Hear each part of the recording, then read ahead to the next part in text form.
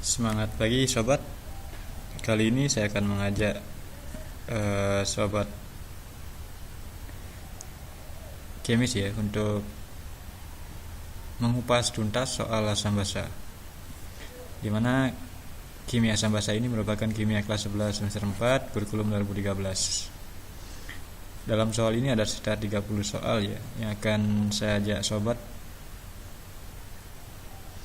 untuk belajar bersama ya, bagaimana cara memecahkan soal-soal yang ada untuk mempertajam konsep kalian nantinya ketika kalian belajar tentang kimia asam basa. Oke, bersama saya Ewan Madia. Saya kebetulan guru kimia ya.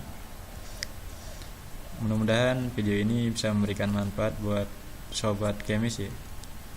Jadi smart kemis, bagaimana cara belajar memecahkan soal-soal yang berkaitan dengan kimia asam basa. Oke, langsung saja saya mulai.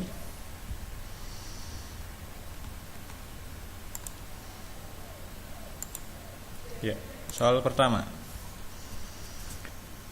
Di sini diberikan soal ya. Menurut teori asam basa Lewis, yang benar di bawah ini adalah. Jadi di sini ada 5 pilihan. Sobat harus benar-benar teliti dan jeli melihat konsep yang ditekankan dalam soal ini apa. Nah, di sini ditekankanlah teori tentang asam basa Lewis. Jadi fokusnya lah ke teori asam basa Lewis. Jangan lagi berpikir tentang asam basa Arrhenius ataupun asam basa Brown-Chloride. Jadi fokusnya lah di asam basa Lewis. Oke, dalam konsep asam basa Lewis yang perlu ditekankan adalah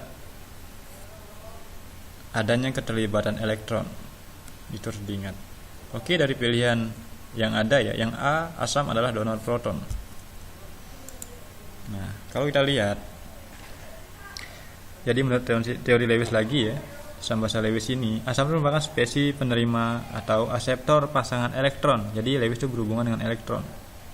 Sedangkan basa adalah spesies yang memberi atau donor pasangan elektron. Nah, dari 5 pilihan jawaban yang ada, sobat bisa mengecek satu persatu optionnya. Jadi yang pertama adalah option A, asam adalah donor proton. Nah, di sini dikatakan proton, berarti dia bukan termasuk teorinya asam basa. Ini merupakan teorinya dari Brown. Kemudian basa adalah aseptor proton, juga sama. Jadi ini masuk ke teorinya asam basa Brown-Chloride. Yang C, asam adalah spesies yang menerima pasangan elektron. Nah, ini ada elektron di sana, pasangan elektron. Jadi sobat bisa dicermati kembali teori asam basa Lewis itu seperti apa sih. Jadi seperti yang saya jelaskan di awal, bahwa asam menurut teori asam basa Lewis adalah spesies yang penerima atau aseptor pasangan elektron. Nah, pada opsi C adalah asam dikatakan spesies yang menerima pasangan elektron. Nah, jadi secara konsep C sesuai dengan teori asam basa Lewis. Nah, kemudian kalau kita lihat di option D, basa adalah spesies yang menerima pasangan elektron. Jelas salah, karena basa harusnya dia sebagai pendonor pasangan elektron. Yang E, ya jarang sekali ada dalam soal itu diberikan pilihan semua salah terus benar itu menjadi pilihannya. Ya, ini cuma untuk pengecoh saja. Jadi option yang tepat dalam soal menurut teori asam basa Lewis yang benar di bawah ini adalah asam adalah spesies yang menerima pasangan elektron, itu untuk asam ya. Basa adalah spesies yang mendonor pasangan elektron. Jadi opsi yang tepat adalah yang C. Semoga sobat kemis bisa memahami konsep teori asam basa Lewis dari soal nomor 1 ini. Oke, saya akan lanjutkan ke soal nomor 2. Di sini dibahas tentang konsepnya Brown-Chloride ya. Tadi sempat disinggung juga tentang Brown-Chloride seperti apa. Jadi ada di sana donor dan aseptor proton. Jadi ada sebagai pemberi proton, ada sebagai penerima proton. Kalau pemberi proton artinya dia bersifat asam, sedangkan kalau dia menerima proton maka dia bersifat basa. Nah, dalam soal nomor 2 ini dijelaskan bahwa HCO3- atau ion asam karbonat direaksikan dalam air atau H2O ya, berkeseimbangan membentuk asam karbonat dan ion hidroksida. Nah, dalam soal ditekankan spesies yang keduanya bersifat asam. Perlu dicermati lagi, spesies yang keduanya bersifat asam menurut teorinya Brownstedt-Lowry adalah, nah karena di sini dua-duanya dikatakan sifat asam, jadi jangan terkecoh dengan adanya konsep asam basa Brownstedt-Lowry atau asam basa konjugasi. Jadi penekanlah kedua-duanya asam. Kita akan lihat di dua sisi asil dan atau produk ya, dan reaktan atau reaksinya. Oke, saya akan bahas dalam soal yang tadi dipaparkan ya, pada soal nomor 2 ini kita bisa tinjau dari dua senyawa ya, ataupun ionnya. Yaitu pada senyawa ion yang pertama itu adalah ion asam karbonat, kemudian bereaksi dengan air H2O. Nah, kemudian kita akan lihat hasil dari asam karbonat dalam bentuk ion ini apa dalam produk ini. Oh, ternyata dihasilkanlah asam karbonat dalam senyawanya, sedangkan H2O ketika bereaksi dengan ion asam karbonat menghasilkan ion hidroksida. Nah, di sini kita bisa lihat sekali bahwa dalam teorinya Brownstedt-Lowry, si air atau H2O ini menyediakan atau mendonorkan satu protonnya ke ion hidrogen atau asam karbonat, sehingga dari ion menjadi senyawa asam karbonat itu merupakan termasuk ya, ion asam karbonat merupakan basa atau istilahnya boleh dikatakan basa 1. Kemudian senyawa asam karbonatnya merupakan asam 2 ya, atau istilah lainnya adalah asam konjugasi. Nah, dalam hal ini maka yang bersifat sebagai asam dalam reaksi ini adalah air H2O. Jadi H2O ini bersifat sebagai asam atau sebagai pendonor proton, sedangkan HCO3- ini bersifat sebagai basa karena dia penerima atau aseptor proton. Nah, kalau ditanya pasangannya, yang mana termasuk pasangan asam basa konjugasi adalah, jadi pasangan asam basa konjugasi adalah H2O dengan OH- itu merupakan asam basa konjugasi, sedangkan HCO3- dan H2CO3 itu merupakan pasangan asam basa konjugasi. Nah, dari soal yang ada kita akan lihat opsi mana yang sesuai. Dan ditanyakan asam dengan asam. Berarti dalam soal ditekankan keduanya bersifat asam, berarti pada reaktan yang bersifat asam adalah H2O, sedangkan pada produk yang bersifat asam adalah H2CO3 atau asam karbonat. Oke, kita akan lihat yang mana opsi yang menyebutkan ada pasangan atau senyawa H2O dengan H2CO3. Pada opsi A disebutkan H3CO3- itu merupakan basa bukan asam, jadi sudah salah. Sedangkan H2CO3 benar. Kemudian pada B H2CO3 dan OH-. OH-nya enggak tepat karena OH- itu merupakan basa konjugat. Nah, kemudian H2O dengan H2CO3. Oh ya, ini. Jadi dari yang saya jelaskan tadi jelas sekali bahwa H2O dan H2CO3 itu merupakan kedua-duanya bersifat asam menurut teorinya Brownstedt-Lowry. Ya, semoga sobat Chemis memahami konsep yang dasar ya dari teori Brownstedt-Lowry ya. Jadi jangan terkecoh dengan tipe soal yang ada. Mudah-mudahan bermanfaat dan bisa memecahkan permasalahan terkait dengan nanti ditanyakan mana pasangan asam basa konjugasinya, kemudian mana yang termasuk spesies sebagai sifat asam ataupun bersifat basa. Oke, semoga bisa dipahami. Saya akan lanjutkan ke soal nomor 3. Nah, di soal nomor 3 ini kita akan membahas tentang pengujian sampel air limbah dalam suatu pengamatan. Ini pastinya akan menggunakan indikator ya, beberapa indikator. Di sini digunakan indikator metil merah, bromtimol biru, dan fenoltialin.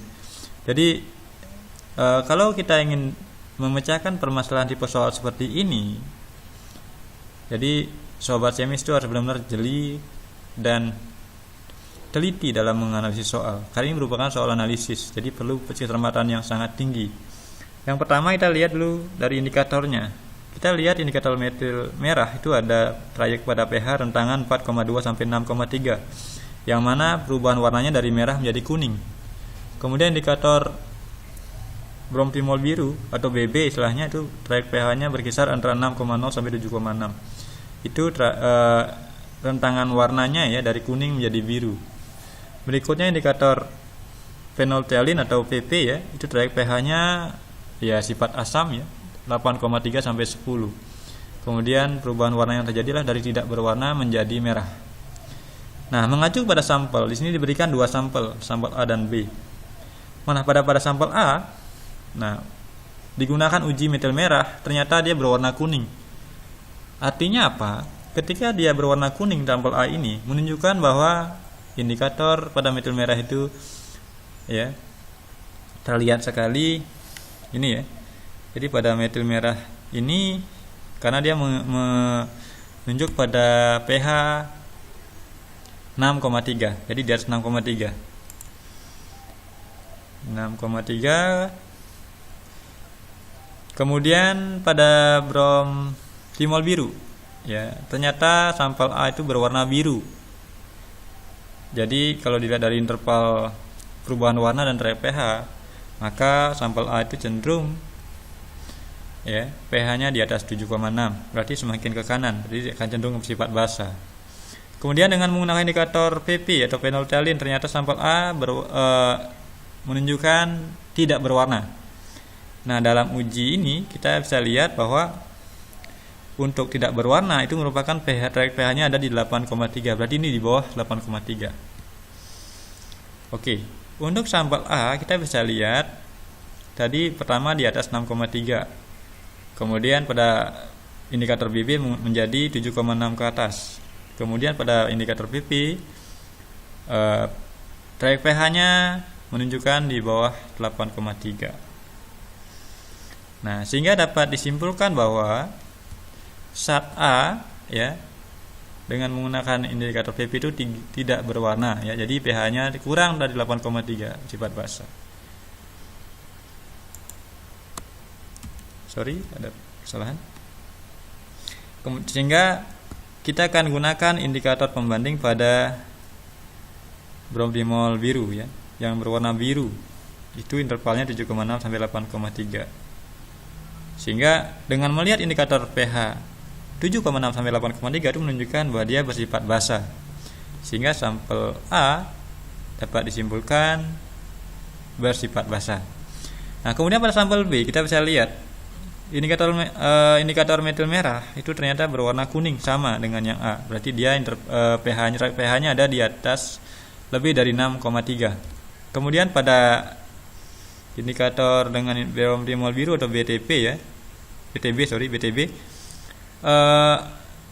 juga berwarna biru. Berarti trayek pH-nya lebih dari sama dengan 7,6. Nah, sedangkan pada indikator PP atau phenolphthalein ya, ternyata sampel B itu berwarna merah. Artinya apa? Ketika sampel B ini berwarna merah, itu menunjukkan bahwa pH-nya itu di atas dari 10. Nah, di atas dari 10 karena dia ada di limit warna ke merah. Ya, karena tadi dari trayek pH untuk PP ini ya dari tidak berwarna menjadi merah. Sehingga karena merah yang muncul maka dia pH-nya lebih dari 10. Sehingga dapat disimpulkan bahwa sampel B itu bersifat basah ya, lebih dari 10. Jadi kata kuncinya adalah ketika sobat kemis menemukan tipikal soal seperti ini, sobat kemis harus bisa membedakan ya. Kalau rentangan pH-nya menunjukkan pada warna yang lebih di kanan, maka dia menunjukkan pH-nya pasti lebih dari yang interval atasnya. Sedangkan warna yang ditunjukkan adalah warna yang sebelah kirinya atau yang lebih rendah, maka pH-nya yang ditunjukkan adalah lebih rendah juga. Ya. Sehingga ada kecenderungan dari pH rendah, apakah dia naik atau turun dari segi perubahan warna yang terjadi, sehingga dari kecenderungan yang ada bisa disimpulkan bahwa dia bersifat apa, asam atau basa, atau mungkin interval pH-nya berapa. Ya, ini kebetulan soalnya menunjukkan tentang sifat yang ditanyakan, asam atau basa. Jadi dari soal nomor 3 ini ya, dari uji sampel air limbah tersebut pada sampel A dan sampel B menunjukkan bahwa kedua-duanya itu merupakan sampelnya bersifat basa. Jadi jawabannya adalah B, basa dan basa. Semoga bermanfaat. Saya akan lanjutkan ke soal nomor 4. Pada soal nomor 4, nah ini kembali lagi kepada teori asam basa Brown-Sedlorey ya. Jadi diberikan soal seperti ini. Dalam larutan amonium sulfat atau NH4 2 kali ya, SO4, terjadi reaksi di mana NH4+ ini direaksikan dalam air ya, atau dilarutkan dalam air membentuk NH3 dan H3O+ dalam larutannya. Nah, pasangan asam basa konjugasi terdapat pada pasangan mana? Jadi sobat kemis benar-benar diminta ketelitiannya dalam mengamati. Kembali lagi ke dalam teori asam basa Brown-Sedlorey, itu penekananlah proton, donor dan aseptor. Jangan terkecoh, jangan terbalik dengan konsepnya si Lewis ataupun si Arrhenius. Oke, langsung saja kita lihat. Di sini kita harus cermat lagi kepada pereaksinya, yaitu NH4+ dan H2O. Nah, dalam reaksi ketika NH4+ direaksikan dengan H2O, apa yang terbentuk? Oh, ternyata terjadi pembentukan H3O+ dari H2O. Berarti ada penambahan proton pada H2O menjadi H3O+. Artinya adalah bahwa H2O ini pasti dia sebagai penerima atau aseptor dari proton, sehingga H2O dikatakan sebagai basa 1. Nah, kemudian pada NH4+ ini karena dia sebagai pendonor, karena nantinya dari NH4+ menjadi NH3, maka dia sebagai asam 1. Nah, dalam hal ini kita akan lihat sekarang. Jadi asamnya adalah NH4+ dan basanya adalah H2O. Sehingga pasangannya adalah NH4+ dan NH3. Itu merupakan asam basa konjugasi.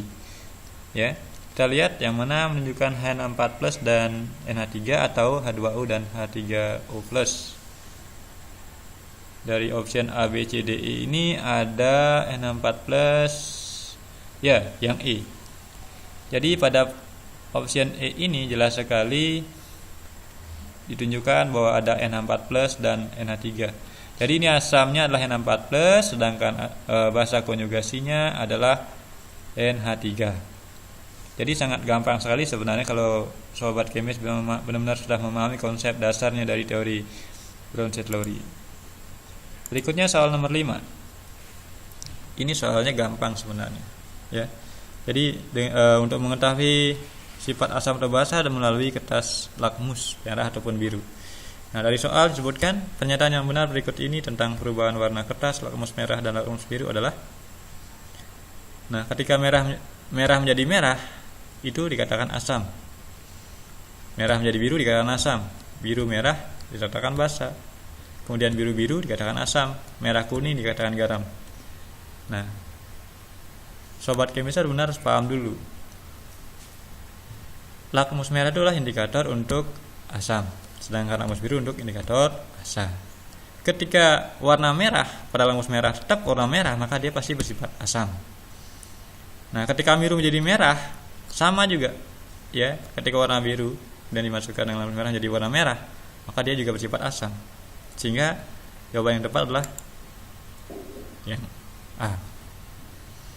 Di mana lakmus biru apabila biru menjadi merah itu adalah asam, kemudian merah menjadi biru itu basa. Biru adalah basa. Sedangkan untuk merah kuning itu tidak ada. Ya. Oke, saya lanjutkan. Jadi soal nomor 5 ini jawaban yang tepat lah yang A. Saya lanjutkan ke soal nomor 6. Yang merupakan indikator yang dapat digunakan untuk mengetahui jenis larutan di bawah ini adalah kecuali. Jadi yang merupakan indikator dapat digunakan untuk mengetahui jenis larutan di bawah ini adalah yang bukan, jadinya kecuali. Nah, di sini saya lihat ada option A-nya lah phenolphthalein atau PP, metil jingga, metil merah, metil biru, bromtimol biru. Ya. Jadi sobat chemist benar-benar pernah baca ya, ke dalam konsepnya, harus tahu trayek pH-nya berapa. Tadi di PP itu jelas dari 8,3 sampai 10. Kemudian ada bromtimol biru juga ada 6,0 sampai 7,6. Kemudian metil merah juga ada, metil jingga juga ada. Yang tidak ada lah metil biru. Jadi opsi yang benar adalah yang D. Jadi yang bukan merupakan indikator yang dapat digunakan untuk mengetahui jenis larutan itu adalah metil biru. Jadi metil biru ini bukan indikator untuk mengetahui sifat larutan baik asam maupun basa atau netral. Jadi ini sangat gampang. Kalau kalian sudah tahu konsepnya dengan benar, pasti tidak akan kesulitan. Jadi harus tahu trayek pH masing-masing. Selanjutnya ke soal nomor 7. Nah, ini sekarang sudah mulai masuk ke dalam hitungan ya. Sobat chemist diminta menentukan pH larutan NH3 amonia ya dengan konsentrasi 0,1 molar ini. Kemudian karena ini merupakan basa lemah, kenapa kita tahu basa lemah? Karena ada Kb-nya. Jadi ada konstanta basa. Jadi sahabat chemist harus benar-benar paham betul bahwa ketika ada Kb atau Ka, kalau Ka itu merupakan konstanta asam, berarti dia asam lemah. Kalau dia Kb maka dia konstanta basa atau basa lemah. Nah, di sini diketahui konstanta basanya adalah 10 pangkat minus 5. Artinya 1 kali 10 pangkat minus 5. Itu konstantanya. Sedangkan konsentrasi dari amonia sendiri adalah 0,1 molar. Nah, berapakah pH dari larutan tersebut? Di sini diberikan option A, B, C, D, E. Ini ada 6, 5, 10, 11 dan 13. Mari kita akan kupas bersama. Sebelum kita melihat jawabannya, kita harus tentukan dulu apa yang diketahui. Nah, yang pertama diketahui adalah konsentrasi dari NH3 atau amonia sendiri, yaitu 0,1 molar. Kemudian Kb-nya atau konstanta basanya adalah 10 pangkat minus 5. Yang ditanya adalah pH. Sehingga penyelesaiannya adalah ya, NH3 itu merupakan basa lemah, maka rumusnya sudah jelas sekali. Konsentrasi OH- karena dia basa ya. Jadi OH- menjadi ya, atau sama dengan akar Kb kali konsentrasi basa itu sendiri, basa lemahnya. Kita masukkan dalam rumus ya, angka-angka yang tadi. Jadi Kb-nya udah tahu tadi 10 pangkat minus 5 dikalikan dengan 10 pangkat minus 1, karena 0,1 itu sama dengan ini ya, 0,1 sama dengan 10 pangkat minus 1, sama artinya atau sebanding seperti itu. Sehingga akar 10 pangkat minus 5 dikali 10 pangkat minus 1 maka menjadi akar 10 pangkat minus 6. Nah, kalau akar 10 pangkat minus 6 ini ya, dihilangkan akarnya akan menjadi ya 10 pangkat minus 6 kali setengah, pangkat setengah, sehingga menjadi 10 pangkat minus 3. Sehingga kita ketahui bahwa konsentrasi dari OH-nya adalah dari rumus yang ada tadi adalah 10 pangkat minus 3. Saya ulangi lagi. Untuk menentukan pH atau pOH dari basa lemah ini, kita harus melalui rumus dari OH- sama dengan akar Kb kali konsentrasi basa lemahnya atau CB istilahnya. C inilah merupakan concentration bahasa Inggrisnya. Jadi kembali lagi 10 akar 10 minus pangkat minus 5 dikalikan dengan 10 pangkat minus 1 dari konsentrasi basa lemahnya itu menjadi akar 10 pangkat minus 6. Kemudian setelah dihilangkan akarnya menjadi 10 pangkat minus 3. Nah, sobat chemist benar harus tahu hitungan sederhana ini. Ini sebenarnya nggak terlalu susah hitungannya. Namun perlu ada kecermatan dan ketelitian, tidak boleh ceroboh dalam mengerjakan hitungan. Nah, setelah kita ketahui konsentrasi dari basanya, maka kita tentukan berapa derajat kebasaannya atau istilah lainnya adalah pOH. Di mana rumusnya adalah pOH itu sama dengan min log OH-. Tadi sudah diketahui bahwa OH-nya ada 10 pangkat minus 3, maka kita tinggal masukkan aja. Jadi pOH itu sama dengan min log 10 pangkat minus 3. Nah, min log 10 pangkat minus 3 ini sama artinya dengan 3. Ya, jadi pOH-nya sama dengan 3. Ya. Nah, sehingga setelah kita ketahui pOH, maka pH dapat diketahui dengan pasti. Kenapa? Karena pOH sudah diketahui. Kemudian pKw ya, atau derajat dari konstanta airnya adalah 14. Sehingga dengan kita ketahui dari pOH-nya adalah 3, maka 14 kurang 3 menjadi 11. Sehingga pH dari amonia atau basa lemah ini adalah 11. Sehingga jawaban yang tepat adalah D. Jadi 11. Jadi jangan nanti terkecoh setelah sobat kemis mengetahui misalnya pOH-nya adalah 3, langsung sobat kemis mencari jawabannya 3. Jelas salah. Seperti itu. Ya, semoga bisa dicermati dan dipahami dengan baik, ya. Saya akan lanjutkan ke soal nomor 8. Besarnya pH larutan LOH 0,01 molar adalah 10 plus log 5. Maka ketetapan basa atau KB dari larutan tersebut adalah titik-titik.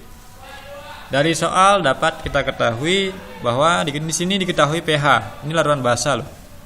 pH-nya diketahui. Maka kita harus cari dulu pOH-nya. Setelah dapat pOH, maka kita akan cari OH-nya. Setelah dapat OH-nya, maka dengan mengetahui KB, maka kita akan dapat nanti konsentrasi, ya. Dengan mengetahui konsentrasi dari basanya, kemudian kita akan dapat tentukan KB-nya berapa. Oke, kita akan bahas langsung. Kita kupas habis. Oke, pertama sama dengan pembahasan di awal tadi, bahwa pertama ketahui dulu apa yang diketahui. Diketahui di sinilah konsentrasi dari basa lemahnya, ya, M dari LOH. Itulah 0,01 molar atau sama artinya dengan 10 pangkat minus 2. pH-nya adalah 10 plus log 5. Ditanya KB. Nah, penyelesaiannya seperti ini.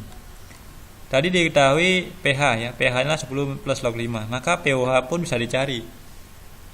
Nah, dengan masuk ke rumus yang tadi, PKW min pH. Karena pH sudah diketahui, PKW sudah diketahui, maka pOH bisa dicari. Yaitu 14 dikurang dalam kurung. Ya, ini penting perlu dipahami kenapa dalam kurung. Karena ini memiliki dua nilai. Kalau nggak dalam kurung dia akan beda nilainya, dan nilai hasilnya juga akan beda. Sehingga 14 dikurang dalam kurung 10 plus log 5, maka menjadi 4 min log 5. Nah, kalau pOH-nya 4 min log 5, OH-nya berapa? Konsentrasi dari hidroksidanya berapa? Ion hidroksidanya. Maka 4 min log 5 itu sama artinya dengan 5 kali 10 pangkat minus 4. Ini, ya. Nah, setelah kita ketahui OH-nya, kemudian konsentrasi dari basa lemahnya sudah diketahui, nyari KB sangat gampang. Gampangnya gimana? Kita lihat ke rumus lagi. Jadi konsentrasi OH- itu sama dengan akar KB atau konsentrasi basa dikalikan dengan konsentrasi dari basanya, basa lemah itu sendiri. Kita masukkan sekarang. Ya, konsentrasi OH-nya udah jelas tadi 5 kali 10 pangkat minus 4. Ini adalah kesalahan pengertikannya. 5 kali 10 pangkat minus 4 sama dengan akar KB kali 10 pangkat minus 2. Gitu. Atau diubah lagi bisa, untuk menghilangkan akar ini bisa dikalikan dengan pangkatnya dikalikan 2. Sehingga 5 kali 10 pangkat minus 4 dikuadratkan sama dengan KB kali 10 pangkat minus 2.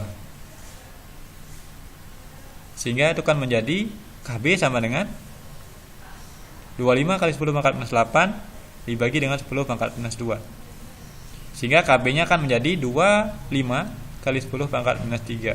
Atau kalau kita ubah lagi dalam bentuk desimal, maka menjadi 2,5 kali 10 pangkat minus 2. Nah, dari sini kita akan cek jawabannya. Yang mana option dari soal nomor 8 ini yang tepat sesuai dengan pembahasan tadi. Ya, dari soal ternyata opsinya yang benar adalah D, 2,5 kali 10 pangkat minus 2. Jadi KB dari larutan, ya, LOH 0,01 molar dengan pH 10 plus log 5, KB-nya adalah 2,5 kali 10 pangkat minus 2. Oke. Semoga sobat kemis bisa memahami soal ini, ya. Dan ini benar-benar harus benar dilatih sehingga sobat kemis benar bisa memahami penjelasan yang saya berikan. Oke, saya lanjut aja ke soal nomor 9. Soal nomor 9 ini sama kembali lah, ya. Sini semua soalnya hitungan-hitungan juga. Jadi lebih kepada penekanan aplikasi, ya. Jadi bagaimana cara menentukan konsentrasi, menentukan pH, menentukan KB, ya. Jadi sobat kemis itu benar-benar harus teliti, jeli, dan harus banyak berlatih. Oke, langsung ke soal nomor 9. konsentrasi ion H+ dari asam AX ya. Nah, ini diberikan konsentrasi ion H+ dari asam AX yang memiliki Ka 10-6. Artinya apa? Kalau udah ada nilai Ka, berarti ini AX ini adalah merupakan asam lemah. HX ini merupakan asam lemah. Kenapa? Karena ada Ka-nya. Ka-nya adalah nilainya 10-6. Dan diberikan pH 5-log 4. Maka konsentrasi ion H+-nya berapa? Gampang sekali cara penyelesaiannya sebenarnya dengan melihat penjelasan pembahasan tadi. Walaupun tadi dibahas tentang basa, sekarang kita melihat ke asam sekarang. Di sini ada pilihan opsinya 5 kali 10⁻⁴, 3 kali 10⁻⁻3, 3 kali 10⁻⁴, 4 kali 10⁻², 4 kali 10⁻⁵. Oke, langsung saja ke pembahasan. Yang pertama, kembali lagi diketahui adalah Ka-nya 10⁻⁻6, kemudian pH-nya adalah 5-log 4. Ditanya adalah konsentrasi H+-nya. Nah, penyelesaiannya adalah ya pH sama dengan 5-log 4. Saya nggak perlu panjang lebar lagi ya, sehingga saya harap sobat kemis sudah bisa menentukan kalau pH-nya adalah 5-log 4, maka dengan gampangnya, dengan cepatnya kita bisa tentukan H+-nya adalah 4 kali 10⁻⁵. Ya, 5 itu menjadi pangkat min jadinya. 4-nya adalah menjadi nilai satuannya, 4 kali 10⁻⁵. Itu nilai konsentrasi ion H+-nya. Nah, dari sini kan gampang sekali sekarang. Dengan tahu dapat, jadi sangat singkat sekali menentukan H+-nya karena ini langsung dari nilai yang ada diketahui. Ya. Jadi nilai H+-nya 4 kali 10⁻⁵. Yang mana kira-kira jawabannya? Oh, jawabannya ada di option E.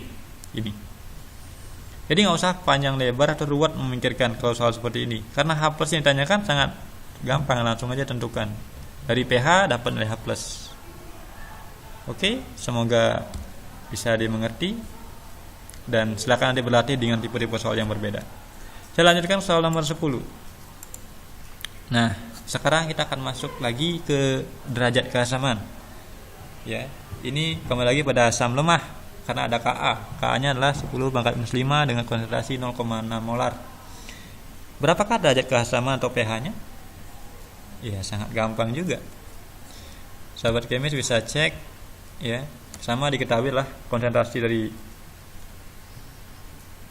basa lemah CH3COH itu 0,6 molar. Ka-nya lah 10-5.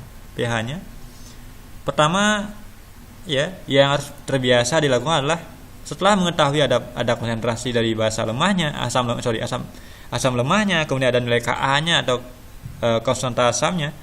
Untuk menentukan pH harus tentukan dulu H+-nya. Jadi konsentrasi H+ atau konsentrasi dari ion hidrogennya ada berapa? Nah, untuk mendapatkan nilai dari konsentrasi ion H+, maka sobat kemis harus menggunakan rumus yang sama. Ya, untuk asam lemah atau basa lemah menggunakan H+, ya, konsentrasi H+ sama dengan akar. Ya, ini Ka ya. Karena dia asam, Ka kali ya ini. Ini Ka kali Ca atau molaritas dari asam lemah itu sendiri. Ya, langsung saja dimasukkan H+ sama dengan akar 10⁻⁵ dari Ka-nya, kemudian dikalikan dengan konsentrasi dari asam lemahnya yaitu 0,6. Sehingga ini menjadi 6 kali 10⁻⁶. Nah, akar dari 6 kali 10⁻⁶ adalah 2,45 kali 10⁻⁵. Nah, setelah kita ketahui pH H+-nya adalah 2,45 kali 10⁻⁵, maka pH bisa ditentukan. Ya, pH-nya bisa ditentukan dengan gampang. Caranya gimana? Sama dengan rumus yang di awal. Jadi pH sama dengan min log H+, ya, konsentrasi H+-nya. Maka min log 2,45 kali 10⁻⁵ itu sama dengan 3 min log 2,45. Jadi sobat kemis itu jangan terkecoh, ya, harus fokus pada rumus asam ataupun basa lemahnya. Kemudian masukkan angka-angka yang ada, ini tinggal menerjemahkan dalam rumus saja. Kemudian perlu dilatih juga kemampuan menghitungnya, ya, biar tidak keliru, biar tidak salah menjumlahkan, mengalikan atau membagi ataupun mengurangkan, ya. Jadi kita lihat sekarang opsi mana yang memenuhi nilai dari 3 min log 2,45. Dari opsi yang ada di soal nomor 10 ini adalah opsinya D yang benar. Sehingga kalau sahabat kemis bisa menentukan seperti ini caranya, saya yakin sobat kemis akan benar-benar paham dengan baik konsepnya dan nilai yang diharapkan ya dari evaluasi kimia yang dikerjakan nantinya itu akan bisa mendapatkan hasil yang sangat memuaskan. Oke, saya akan lanjutkan ke soal nomor